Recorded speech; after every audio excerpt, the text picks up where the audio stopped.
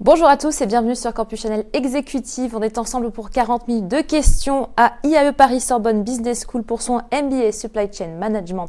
Avec nous pour en parler, deux personnes qui seront bientôt rejointes par une troisième personne qui remplacera du coup le participant de la promotion actuelle, Raymond Leduf. Bonjour. Bonjour. Ainsi que le directeur du programme qui sera là aussi pour répondre à toutes vos questions sur le programme, Frédéric Gauthier. Bonjour et bienvenue. Bonsoir. Alors attention, on commence tout de suite avec l'instant corporate.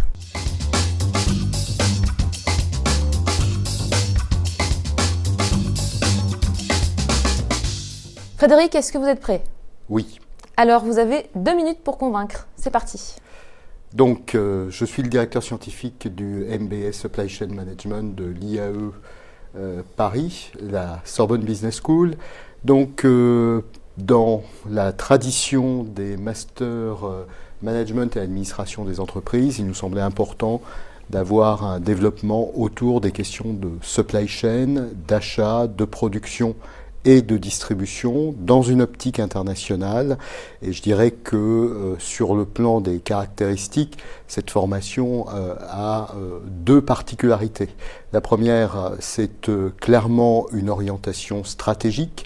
Notre volonté, c'est de former des gens qui auront de hautes responsabilités en matière de supply chain management, des directeurs et donc des directeurs de supply chain management.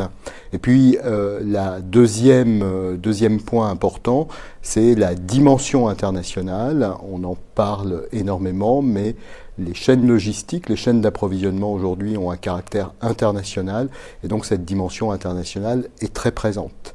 Ce qui n'élude pas les évolutions actuelles puisque nous avons des cours qui font référence à l'articulation entre la géopolitique et l'organisation des chaînes d'approvisionnement, des questions sur le développement durable ainsi que sur les évolutions technologiques.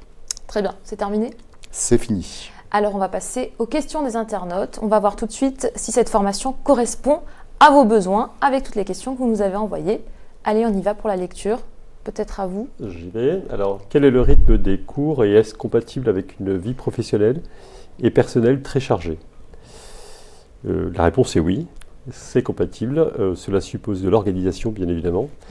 Le rythme, il est de 4 jours calendaires par mois, dont 2 jours ouvrés en cours et à peu près l'équivalent en travail personnel.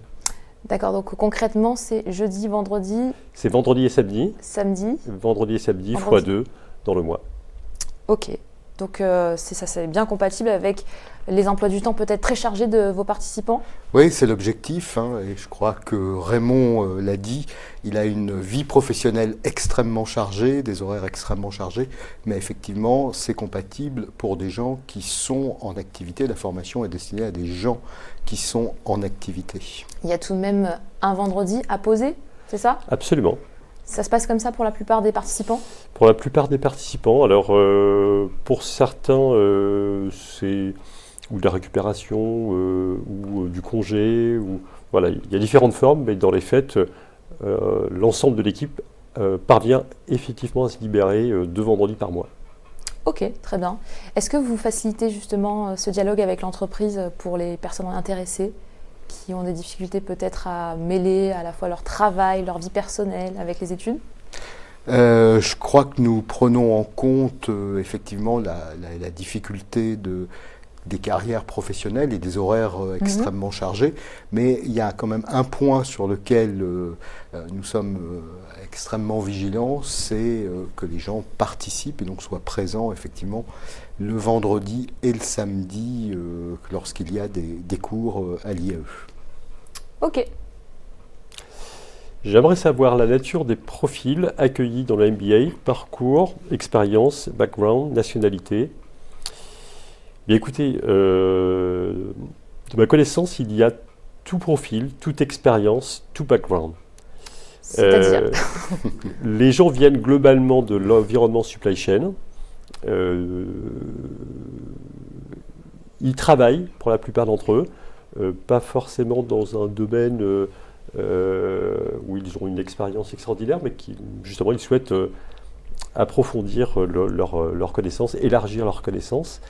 Et en cela, je pense que le parcours est tout choisi. Alors par exemple, vous avez quoi comme parcours? Alors pour ma part, j'ai travaillé dans le domaine de la distribution spécialiste. Auparavant, j'ai travaillé chez des transitaires. Et actuellement, je travaille à nouveau chez un fabricant spécialiste sur des sujets de distribution. D'accord. Et dans votre promotion, vous disiez, c'est majoritairement des personnes qui sont dans le monde professionnel déjà, dans le domaine de la supply? Toutes. Est-ce qu'ils ont fait des études du coup très poussées là-dedans, ou c'était des masters spécialisés, des fins d'études? Non, ce sont des gens qui ont globalement un niveau d'études de bac plus 2, 3 jusqu'à bac plus 5, 6, mais dans des environnements différents et qui souhaitent donc élargir leurs compétences. Est-ce que vous avez des profils atypiques tout de même? Je crois que j'en suis un. Ok. Je crois que j'en C'est le suis plus un. atypique possible. Probablement. Est-ce que vous confirmez du coup? Oui, je crois que c'est même ce que nous recherchons, c'est d'avoir des profils différents pour la qualité des interactions, de l'expérience dans le cadre de la formation. Je dirais qu'à l'IAE, on a deux grands types de publics. On a tout d'abord des gens qui, après des études d'ingénieurs ou de pharmaciens ou de juristes, souhaitent se spécialiser dans le management. Et donc, c'est une première population. Donc, on a des gens qui ont, par exemple, déjà un diplôme de type Bac plus 5 en chimie, en pharmacie, donc, ils n'ont ou jamais en touché à la supply ingénierie, chain. et qui peuvent déjà travailler dans la supply chain, puisqu'en fait, nous ne prenons que des gens qui ont minimum 3 ans d'expérience. Donc, c'est des gens qui peuvent travailler dans la supply chain, mais ont un diplôme, une formation de base qui est de nature différente, et donc qui souhaitent acquérir en fait les connaissances, les méthodes, les outils dans le domaine de la supply chain management pour faire évoluer leur carrière. Puis à côté de cette première population, nous avons une deuxième catégorie de personnes qui sont des personnes qui ont arrêté leurs études un petit peu plus tôt, en général autour d'un bac plus 2, bac plus 3, et qui ont une expérience professionnelle significative. Et donc nous admettons ces gens-là, ça fait partie de l'ADN de l'IAE, de travailler au niveau de la formation tout au long de la vie. Et nous leur permettons de rentrer dans le MBA en procédant à ce que nous appelons une validation des acquis de l'expérience, ce qui permet en fait de les mettre au niveau de la formation qui est un niveau bac plus 5. Voilà. Donc ce sont les deux populations. Les profils sont extrêmement variés par rapport à la question en termes d'âge, puisque nous avons des gens qui sont relativement jeunes, qui ont effectivement tout juste 3 ans d'expérience, puis des gens qui ont une expérience beaucoup plus significative dans le domaine de la supply chain. Donc je dirais qu'en termes d'âge, on va à peu près de 28 jusqu'à 50 et plus, en fait. Et puis après, l'autre caractéristique, c'est une diversité géographique, puisque effectivement, nous accueillons des étudiants qui proviennent de l'étranger et dont la carrière se déroule actuellement en France. Et nous avons donc des personnes qui viennent d'Asie, qui viennent d'Amérique du Sud, et Fabiola sera là tout à l'heure pour le confirmer. Voilà. Que viennent-ils chercher justement ces personnes-là qui viennent de très loin? Alors les gens qui viennent de très loin, on les retrouve à peu près dans les mêmes catégories que ceux qui viennent de France, c'est-à-dire à la fois des ingénieurs ou des chimistes qui n'avaient pas de formation initiale en management dans le domaine de la supply chain, ou des gens qui avaient à l'étranger ce qu'on appelle très souvent une licence ou un degré, un diplôme de bachelor, et qui souhaitent donc évoluer vers un master, un MBA. Quel est le point commun entre toutes ces personnes-là qui sont très différentes?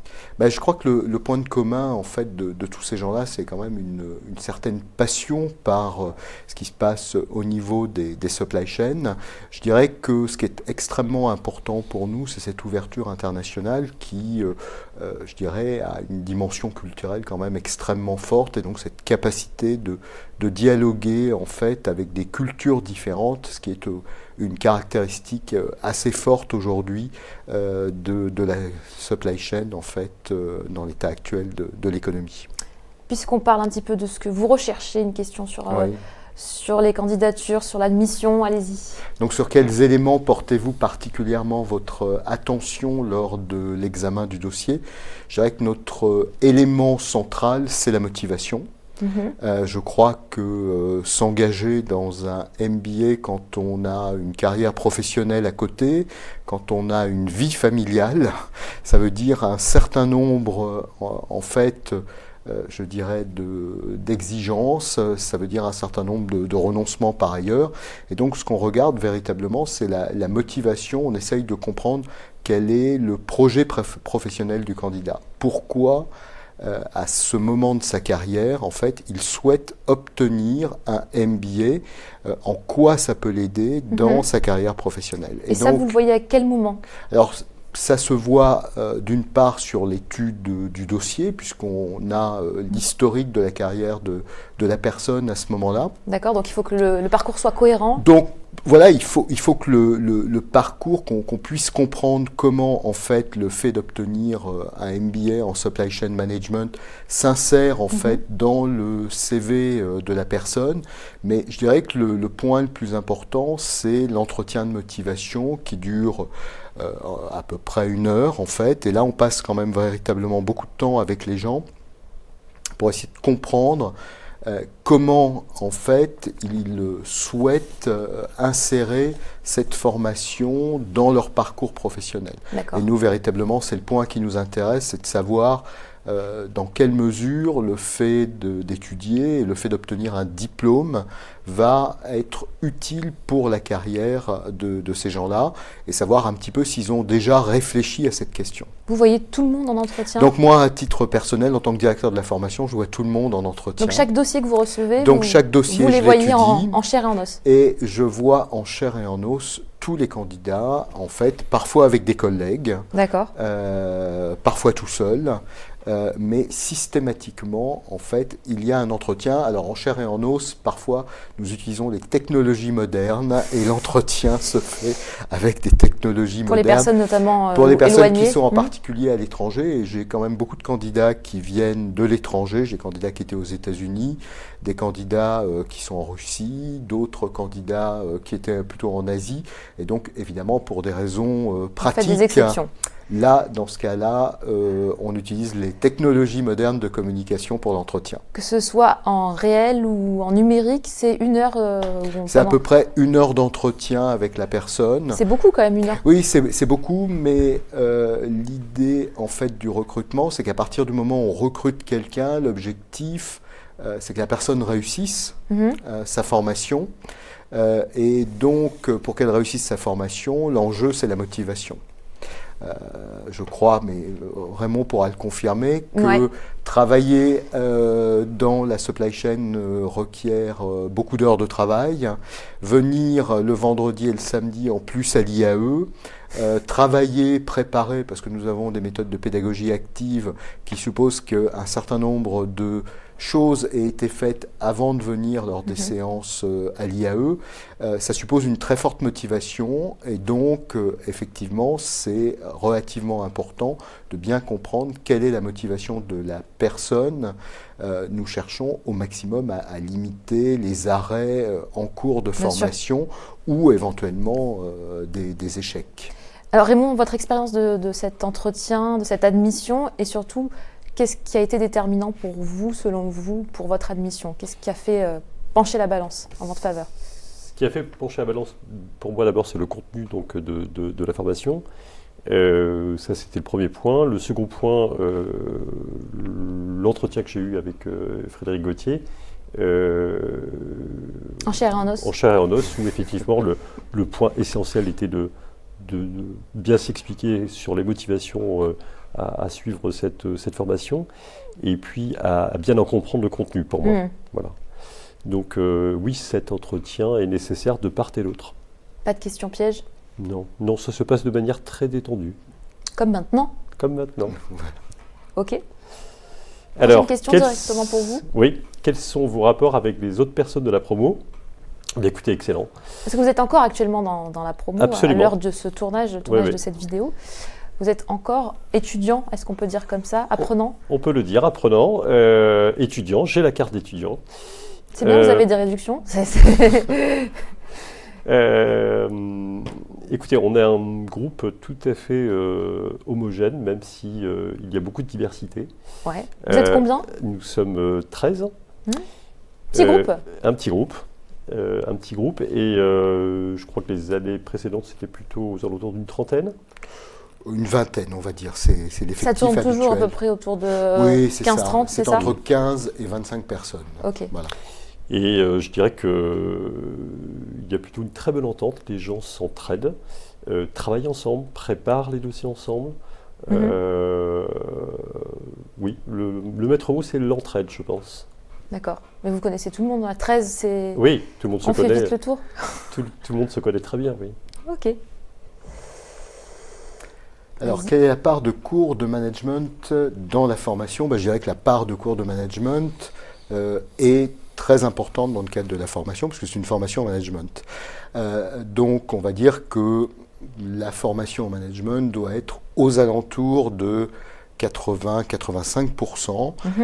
C'est du management qui est appliqué aux questions de supply chain management, de chaîne d'approvisionnement. D'accord. Donc, par exemple, on fait des cours de mesure de performance, des cours de finance, des cours de stratégie, mais dans une optique pour des gens qui sont destinés en fait à devenir responsables de management d'une supply chain. D'accord. Donc extrêmement appliqué. Dans le cadre de la formation, je dirais qu'il y a quelques cours qui sont un petit peu plus larges en fait. C'est les qui 20% tournent- restants, c'est ça? Voilà, c'est ça, qui tourne autour de ce que je disais, trois questions. La géopolitique, puisque la géopolitique a un impact considérable sur la façon dont les organisations structurent leur chaîne d'approvisionnement. Autour de questions un peu plus larges sur le développement durable, la responsabilité sociale des entreprises, les questions d'écologie qui sont fondamentales aujourd'hui. Et puis le troisième domaine qui serait autour des technologies, puisque là aussi, les technologies ont un rôle considérable sur la façon dont on gère ces chaînes de valeur, ces chaînes d'approvisionnement. Les 13 étudiants de la promo actuelle, comme vous avez dit, sont issus de parcours très, très divers, ont des profils très diversifiés. Est-ce que vous avez tous le même niveau en arrivant? Et si ce n'est pas le cas, comment on fait pour donner des cours à des personnes avec des niveaux si différents? Les cours sont les mêmes pour tout le monde, bien évidemment. Pas de petite remise à niveau en supply pour... Non, pas de pour remise à niveau. certains. Par contre, les dossiers sur lesquels on travaille ensemble, effectivement, concourent à ce que les uns ou les autres remontent leur niveau et améliorent leurs connaissances, oui. Il y a quand même des différences de niveau, Bien sûr, suivant les domaines, oui. mais ce n'est pas un problème. C'est pas un problème. Ok. Non, ce n'est pas un problème parce que je crois qu'on privilégie le travail en groupe. Ce qui caractérise une formation de ce niveau-là, c'est de fondamentalement privilégier le travail en groupe de la même façon qu'on travaille dans une organisation. Et donc les études de cas, en fait, permettent aux gens de travailler ensemble et de s'aider en fait dans l'apprentissage, puisqu'on a des candidats qui par exemple ont déjà une bonne connaissance de la finance, d'autres de la stratégie ou certains des technologies, etc., etc. Et donc le fait de travailler en groupe est quelque chose d'extrêmement important. C'est ce qui permet aux gens en fait de bénéficier de l'expérience des autres dans le cadre de ce travail en groupe. Est-ce qu'il y a tout de même des prérequis indispensables? Alors, c'est pas, je dirais, l'ADN de l'IAE Paris d'avoir des prérequis. Il est évident qu'il y a un niveau minimum pour accéder, mais je dirais que d'avoir des prérequis, je dirais que le seul prérequis qui est extrêmement important et sur lequel il n'y a pas de discussion possible avec les participants, c'est le niveau d'anglais. D'accord. Voilà, dans la mesure où aujourd'hui les Il faut avoir entreprises... quoi comme niveau d'anglais par exemple? Il faut être à l'aise en anglais en termes de lecture de l'anglais, puisque les cas sont en anglais, D'accord. en termes d'expression en anglais. Et donc cet élément n'est pas, je dirais, négociable. Mais là encore, on peut tout à fait comprendre que le niveau d'anglais est variable suivant les expériences des individus. Et donc, on leur demande effectivement de se mettre à niveau lorsque on sent que l'anglais Donc c'est est un prérequis, petit peu mais quand même, difficile. il y a une certaine marge de manœuvre. Mais il y a une marge de manœuvre, c'est-à-dire que là encore, l'idée c'est de faire comprendre aux gens que pour développer sa carrière dans le supply chain, l'anglais est quasiment indispensable. D'accord. Et vous Voilà. le testez comment ça? Pendant l'entretien justement? Alors, on le teste pas pendant l'entretien, en fait, mais on insiste beaucoup là-dessus. une partie, enfin une majeure partie des études de cas sont en anglais, par exemple, et donc je dis clairement aux participants que je ne veux pas entendre que ça pose un problème particulier. D'accord. Chacun doit faire son affaire de son niveau d'anglais. En fait, c'est quelque chose d'extrêmement important. De la même façon, on fait, dans le cadre de la formation, un voyage à l'étranger pour visiter des entreprises. Et donc, là encore, comme c'est un pays étranger, le séminaire est en anglais. Parfaite transition avec la prochaine question. Alors, qu'apporte le séminaire au Vietnam concrètement? Je vous laisse répondre. Vous l'avez fait? Je l'ai fait. Pour ma part, c'est découvrir la supply dans plusieurs entreprises, dans un environnement et une culture différentes. Alors, ma première question, pourquoi le Vietnam? Alors ça, je vais peut-être répondre parce que la caractéristique du MBA, en fait, la caractéristique des formations à l'IAE de Paris, en fait, c'est d'être à la fois en France et à l'étranger. Et donc, il y a deux groupes d'étudiants qui sont dans les mêmes conditions que les participants à Paris. Deux groupes d'étudiants au Vietnam, un à Saigon et l'autre à Hanoï. D'accord. Et donc, en fait, il semblait relativement aisé et intéressant de mélanger les promotions, puisqu'ils ont la même formation, ils ont le même diplôme, et donc les étudiants français vont au Vietnam, et les étudiants vietnamiens viennent en France dans le cadre de leur formation. C'est comme un peu un échange Erasmus, en fait, vous faites des transferts comme ça? Pas tout à fait, mais... Alors pas tout à fait Erasmus, parce qu'on n'organise pas de cours sur place, en fait. Qu'est-ce qu'on y fait? Voilà. Alors, on y fait des visites d'entreprise, des entreprises d'activités différentes, toujours dans un environnement supply, bien entendu. D'accord. Vous venez juste voir comment ça se passe en entreprise, ou vous faites des projets aussi Non, on vient voir et comprendre de très près ce qui s'y passe. D'accord. Pendant combien de temps? Pendant une semaine. L'intérêt du sujet pour moi, encore une fois, c'était de découvrir les supplies dans les entreprises avec des cultures différentes. Et vous pensez que ça va vous servir du coup pour votre carrière après? Oui, notamment 2-3 discussions que j'ai pu avoir avec des responsables sur place, des échanges tout à fait intéressants, oui. Quoi concrètement, pour qu'on ait un exemple concrètement, j'ai eu l'occasion de discuter avec un Français qui est établi au Vietnam depuis 25-30 ans, qui a créé son activité de transformation de jus de fruits, de distribution de ces jus de fruits au Vietnam et au Cambodge. Et je dirais que ça donne beaucoup d'idées. D'accord. Est-ce que c'est aussi l'occasion de souder la promo, justement? Et à quel moment il intervient, ce séminaire? Ce séminaire intervient, grosso modo, à mi-parcours. Donc vous connaissez déjà, pas oui, besoin l'équipe de faire se connaissance. connaît. Mais effectivement, oui, ça permet également d'encore plus souder l'équipe, oui. Ok. Allez-y. Alors, comment enseignez-vous les outils et techniques permettant de mieux comprendre la supply chain? Y a-t-il un focus sur la législation, notamment pour la partie livraison? Alors, les outils et techniques permettant d'analyser la supply chain sont évidemment enseignés. Je dirais que c'est le cœur de la formation au travers de cours, avec une double optique, à la fois une optique fonctionnelle, les achats, la production, la distribution, et puis une optique décisionnelle en partant des décisions stratégiques, des décisions tactiques, la planification, et puis les décisions opérationnelles. Donc il y a à peu près, je dirais, une partie substantielle du programme qui effectivement porte sur les méthodes et outils qui sont mobilisés par les entreprises dans le cadre de la gestion de leur supply chain. Sur la législation, nous n'abordons pas véritablement la législation, elle est extrêmement complexe, d'une part, et puis d'autre part, en fait, sur la législation, nous avons véritablement cette optique internationale, et donc il faudrait parler des législations, parce que, en fait, il y a des participants d'entreprises extrêmement variées, certains ont un champ d'intervention en Afrique, par exemple. Et donc, effectivement, il y a de multiples législations. Je dirais que la partie à laquelle nous réfléchissons aujourd'hui, c'est les questions de procédures douanières qui peuvent avoir un impact et qui sont un peu plus uniformes aujourd'hui dans le monde.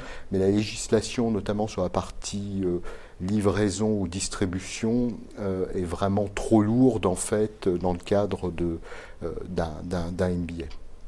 Qu'est-ce que vous avez appris qui vous sert et qui va vous servir pour votre future carrière? Alors, ce que j'ai appris véritablement, c'est l'environnement de production, un domaine que je n'avais jamais côtoyé. Ça, c'est nouveau pour moi. Pour le reste, il s'agissait surtout d'asseoir des connaissances. Mais véritablement, je le redis, la production, c'était quelque chose de totalement nouveau. Est-ce qu'il y aura un avant, un après, justement pour vous? Oui. Oui, parce qu'il est important de prendre son temps, ou tout au moins le temps nécessaire, pour valider ses acquis. Ok, très bien. Bah écoutez, merci Raymond. C'est la fin vous. de cette première partie avec vous. On va laisser la place à une diplômée. Ça y est, elle est diplômée. Fabiola Gallegos, qui faisait partie de la promo l'année dernière et qui va aussi nous faire son retour sur expérience. On se retrouve tout de suite pour la deuxième partie de cette émission. Merci. Bienvenue dans la deuxième partie de cette émission, donc consacrée au MBA Supply Chain Management de Sorbonne Business School IAE Paris. Nous a rejoint Fabiola Gallegos, diplômée 2019. Bonjour et bienvenue Fabiola. Bonjour. Est-ce que je peux vous demander de lire à haute voix la première question? Bien sûr. Et bonjour, c'est un changement de poste dans mon entreprise. J'aimerais actualiser mes compétences dans la supply chain. Quelle serait la plus-value de votre MBA? Ok. Alors peut-être un petit point sur votre profil à vous. Est-ce que ça ressemble un petit peu à ce type de personne? Est-ce que vous aussi c'était dans ce but-là ou pas du tout? Oui, ben justement, moi au début, c'est ça ce que je cherchais, et actualiser mes compétences. Et aussi, j'ai cherché à évoluer aussi dans la société où j'étais dans le passé. Et vous étiez à quel poste et dans quelle société? J'étais dans une société dans l'industrie chimie en tant que coordinatrice supply chain. Okay. Et tout de suite après, quand j'ai fini mon master, j'étais débauchée et là, je suis dans une grosse multinationale. Donc le but, c'était de changer au final de l'entreprise? En fait, au début, c'était d'actualiser comme la question que j'ai lue tout à l'heure. Mais après, ça s'est fait tout de suite, comme ça. Au début, c'était de mettre à jour mes compétences. Après, c'était d'évoluer. Donc finalement, vous avez mis à jour vos compétences et vous avez changé d'entreprise. Donc ça a fait plus que ce que vous espériez. Exactement. Ça a répondu plus que de vos attentes. Et justement, c'est ça, c'est ce que les MBA a vraiment répondu à mes attentes, mais ça a vraiment... ça a dépassé, on va dire. Voilà, ça a dépassé vos attentes. Mes attentes. Donc, moi, j'étais vraiment contente car mon objectif a été atteint. Et après, aussi, j'ai évolué dans une autre société. Donc, pour moi, c'était super. Ouais. Très bien. Frédéric, en quelques mots, la plupart des participants viennent dans le but de réactualiser leurs compétences ou d'en acquérir de nouvelles? Oui, effectivement, réactualiser leurs connaissances, mais aussi acquérir de nouvelles compétences. Je crois que c'est important, c'est-à-dire dans une perspective d'évolution de leur carrière. Nous faisons une étude à 6 mois sur l'évolution de nos diplômés à l'IAE et je crois que là, sur la promotion de Fabiola, je regarde le chiffre, mais 100% des étudiants qui ont été diplômés estiment que le diplôme a eu un impact positif sur leur carrière et pour 60% d'entre eux, ça a eu un impact positif sur leur rémunération.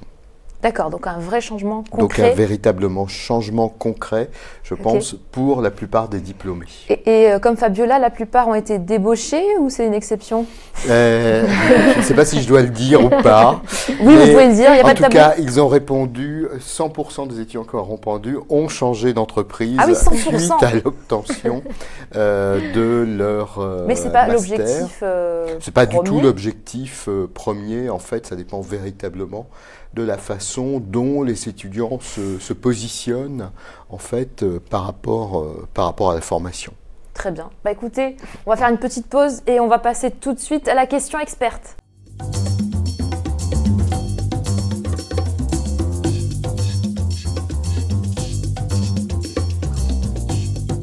Alors une petite pause, le mot était peut-être pas bien choisi parce qu'il va falloir quand même faire travailler ses méninges, peut-être même un peu plus que tout à l'heure, puisque c'est une question un peu pointue qui s'affiche. Et là, est-ce que vous pouvez la lire, s'il vous plaît ? Donc la question experte, en quoi votre formation s'adapte aux différents enjeux touchant la supply. Donc il y a l'intelligence artificielle, les nouvelles technologies, la responsabilité sociale de l'entreprise. 3 petits points, vous pouvez compléter. Je peux compléter, effectivement. Donc effectivement, c'est ce que je disais en préambule, mais clairement, nous avons positionné la formation sur ce qui faisait évoluer les supply chains. J'ai cité déjà beaucoup la géopolitique, mais effectivement, tout ce qui relève des nouvelles technologies est abordé et va être abordé de manière encore plus importante dans le cadre du programme, puisque ces technologies ont des impacts considérables sur la façon dont les entreprises gèrent leur supply chain. Je l'ai dit pour la RSE, la responsabilité sociale de l'entreprise. Je pense que nous sommes un des tout premiers masters en supply chain, MBA en supply chain en France, à consacrer complètement un enseignement sur les questions de responsabilité sociale de l'entreprise. La plupart des supply chains interviennent dans de très nombreux pays. Et donc, il y a des enjeux sociaux extrêmement importants et puis aussi des enjeux environnementaux puisque, effectivement, on parle beaucoup d'évolution dans le domaine des transports en particulier.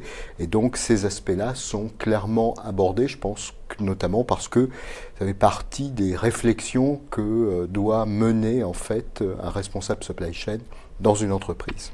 Et donc concrètement, comment vous vous adaptez ? C'est par exemple en prenant des intervenants qui sont toujours à la pointe aussi, en les Voilà, changeant par régulièrement ? exemple, cette année dans la formation, nous allons intégrer un spécialiste des questions d'intelligence artificielle, des technologies de l'information, qui va assurer un enseignement complet, en fait, pour tenir compte de ces éléments-là. Il y a un cours complet également sur la responsabilité sociale de l'entreprise, et puis de manière plus générale, dans l'ensemble des cours, de par les cas que nous traitons, en fait, puisque nous traitons beaucoup de cas très actuels dans le cadre de la formation, évidemment, ces points sont tout à fait centraux.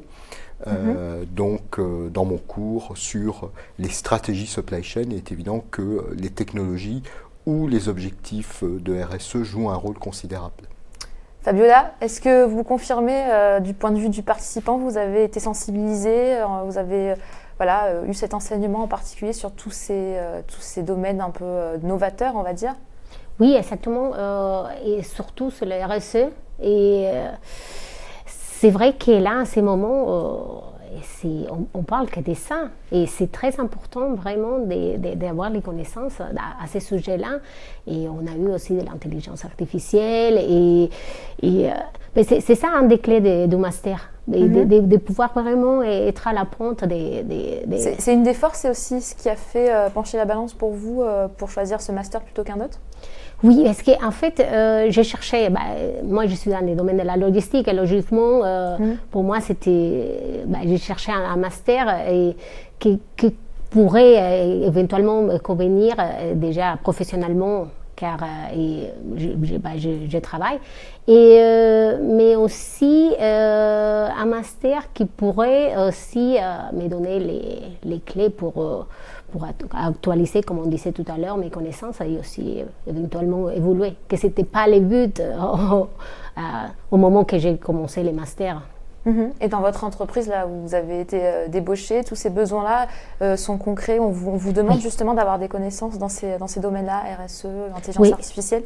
Beaucoup, et surtout les RSE. Vous savez, c'est là, en ce moment, Bien sûr. C'est une des matières, on va dire comme ça, qui c'est très à la mode, on va dire, mais on va justement sur ces chemins-là.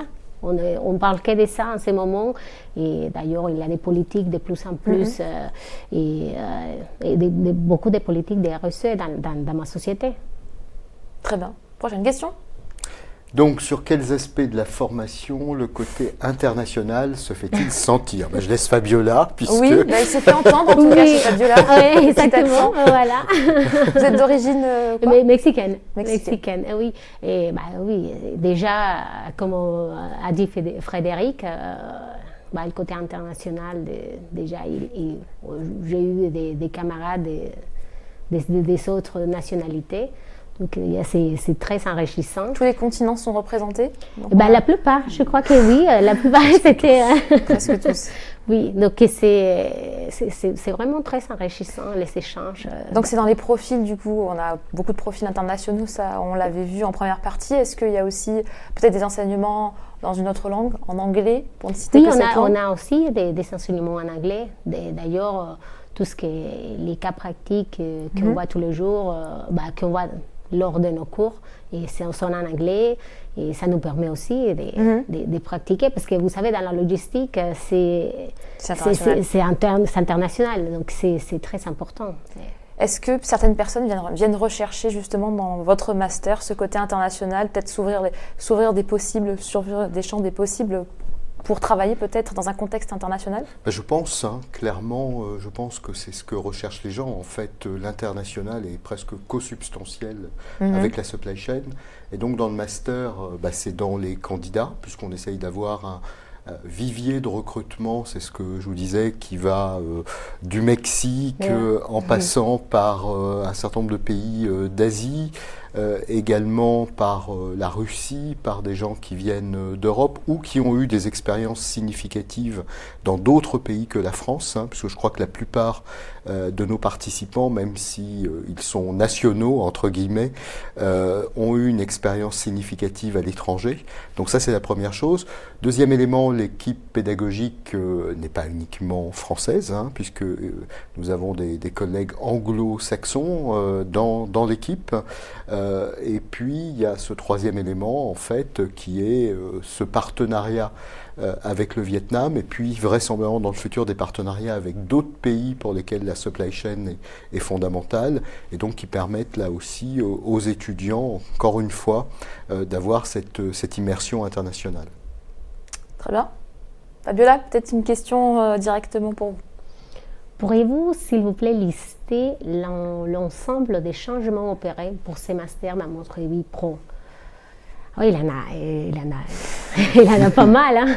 On va essayer de faire une liste. Oui, déjà la partie professionnelle, c'est tout ce que j'ai appris dans mes cours, dans tous les 18 mois de master, et les travail en équipe.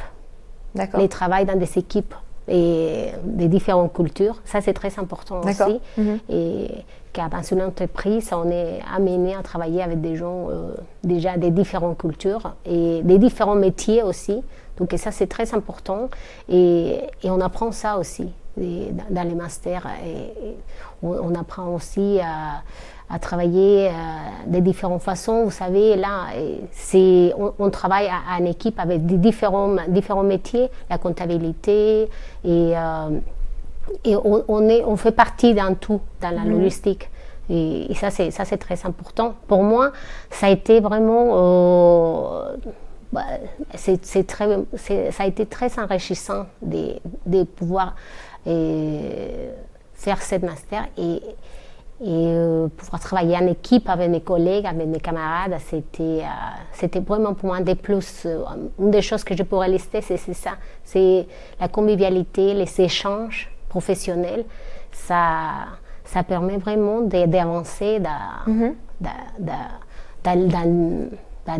les tâches qu'on avait à faire. Donc ça, c'est On me disait tout à l'heure, vous avez changé d'entreprise, donc ça c'est peut-être le plus gros changement qu'a opéré ce master. Est-ce que vous avez aussi changé de poste? Oui, j'ai changé de poste. Je suis toujours dans l'opérationnel parce que pour moi c'est passionnant. Et j'ai changé, là en ce moment je suis coordinatrice mais d'un périmètre pour le large, et notamment dans l'Afrique. Donc vous avez plus de responsabilités? Plus de responsabilités par rapport à mon précédent poste. Et le master vous a donné les outils justement pour assumer toutes ces responsabilités? Ah oui, sans nécessité, oui, je dis oui, car et c'est ça, justement, ça ouvre des portes, mais ça ouvre aussi l'esprit, vous savez, avant, on ne pensait pas qu'on pourrait faire des choses, mais avec les connaissances qu'on a eues, qu'on a apprises, ça m'a permis aussi à moi Donc sur le plan personnel aussi, vous avez pu évoluer, il y a un changement qui s'opère. Exactement, aussi, exactement. Personnel, professionnel, c'était vraiment...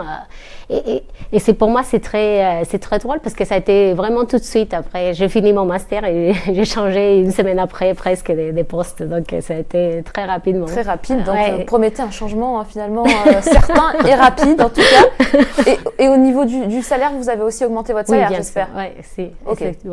Très bien. Écoutez, puisqu'on parle de chiffres, prochaine question. Donc, comment les participants financent le coût de ce MBA? Je dirais qu'il y a 3 grandes catégories de financement. Financement qui proviennent de la formation professionnelle, donc ce qui est prévu par les textes.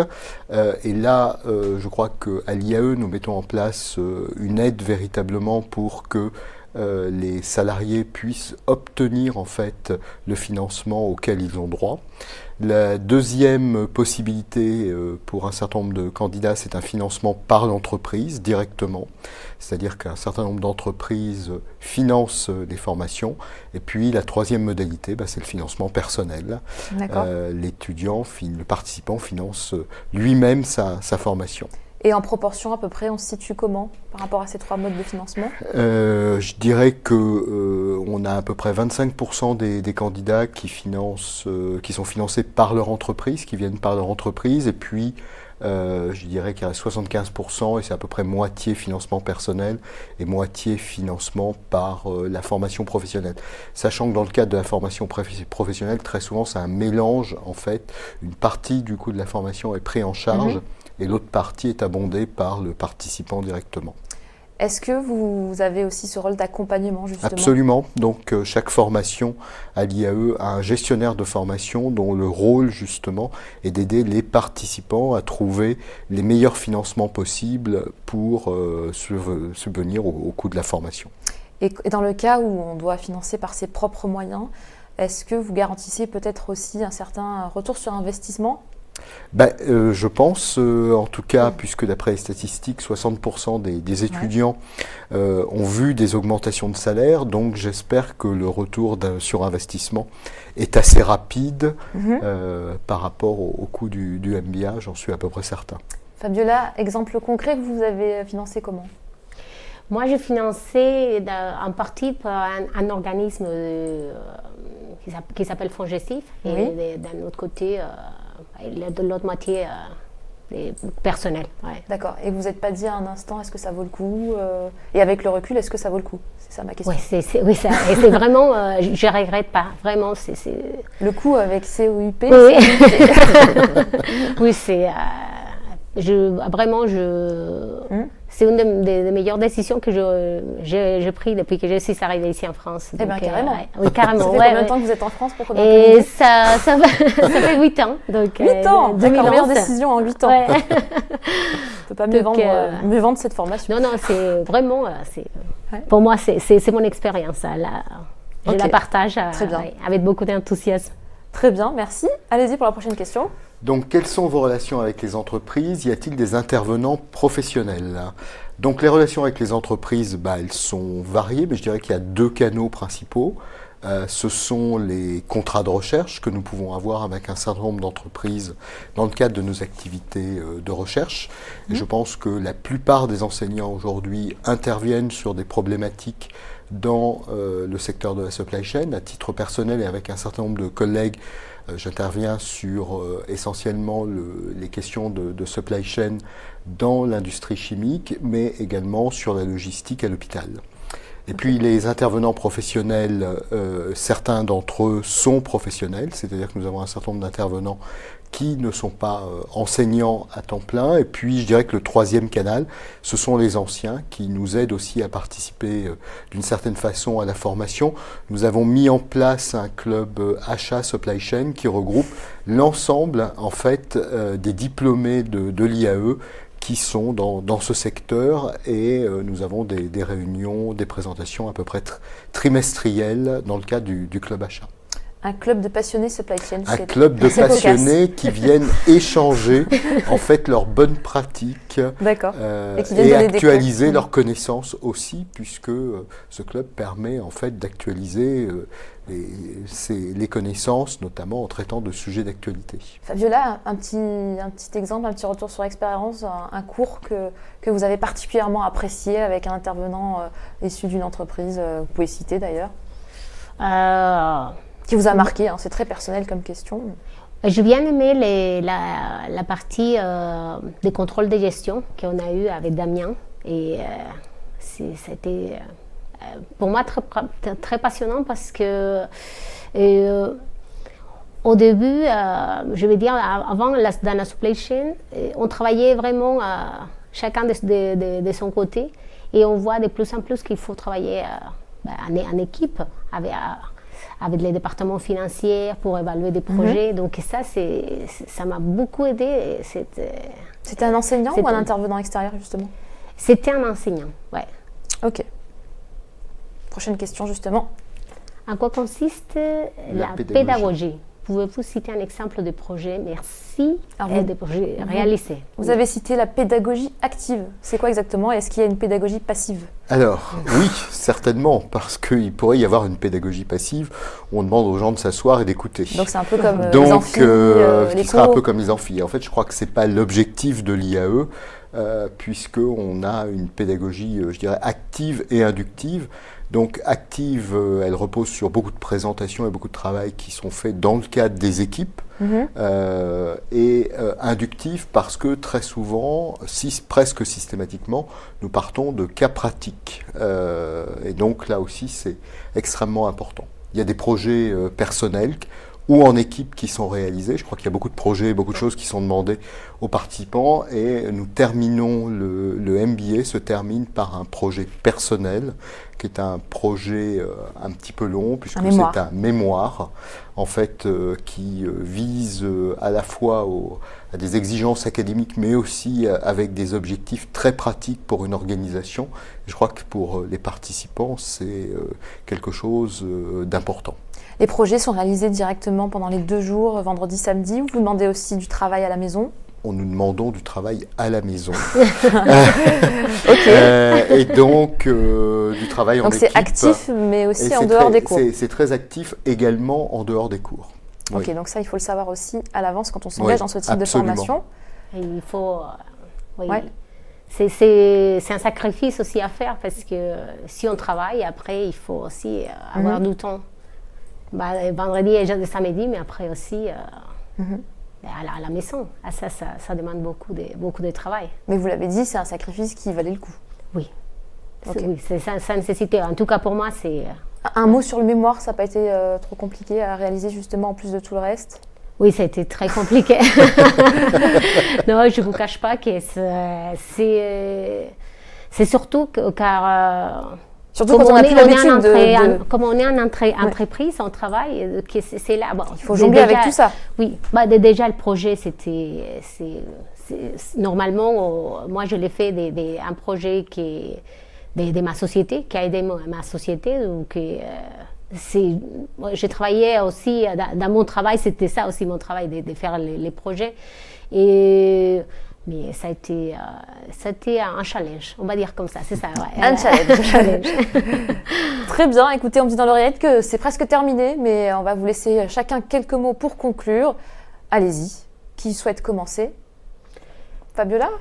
D'accord, mais moi, la seule chose que je peux vous dire, c'est que c'est un master que...